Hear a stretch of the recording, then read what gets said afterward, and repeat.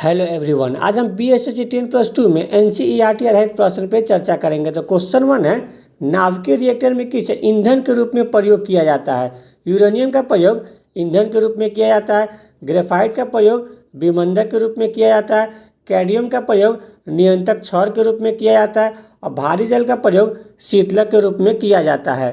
Next question है, Newton की गति के प्रथम नियम को कहा जाता है? तो जड़त्व का नियम न्यूटन की गति के प्रथम नियम को कहा जाता है।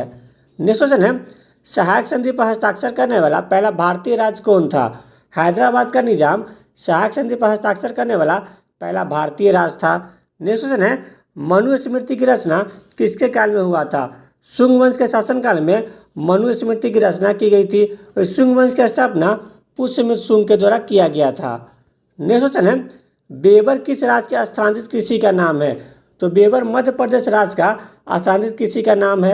नेक्स्ट क्वेश्चन है, कच्चे फल को पकाने के लिए किस गैस का प्रयोग किया जाता है?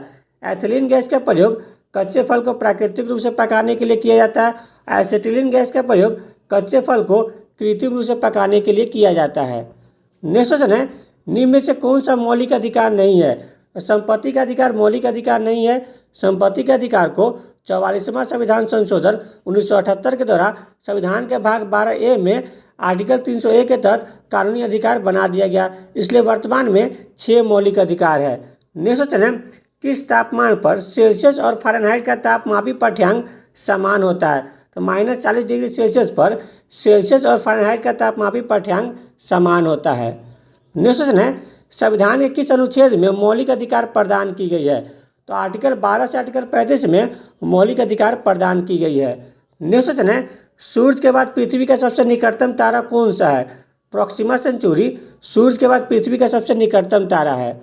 नेक्स्ट क्वेश्चन है, भारतीय संसद की लोक लेखा समिति समीक्षा करती है? तो भारतीय संसद की लोक लेखा समिति नियंत्रक और महालेखा परीक्षक के प्रतिवेदन की समीक्षा करती है।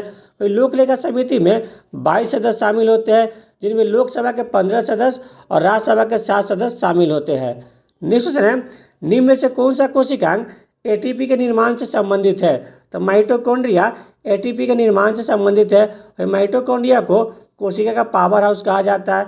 लाइसोसोम को आत्महत्या की थैली कहा जाता है। राइबोसोम को प्रोटीन फैक्ट्री कहा जाता है और सेंट्रोसोम कोशिका विभाजन में सहायक होता है। नेक्स्ट क्वेश्चन है, किस मुगल बादशाह के विरुद्ध जौनपुर से फतवा जारी हुआ था? तो 1580 में अकबर के खिलाफ जौनपुर से फतवा जारी किया गया था। नेक्स्ट क्वेश्चन है, साबुन के बुलबुले के आंतरिक दाब होता है वायुमंडलीय दाब से अधिक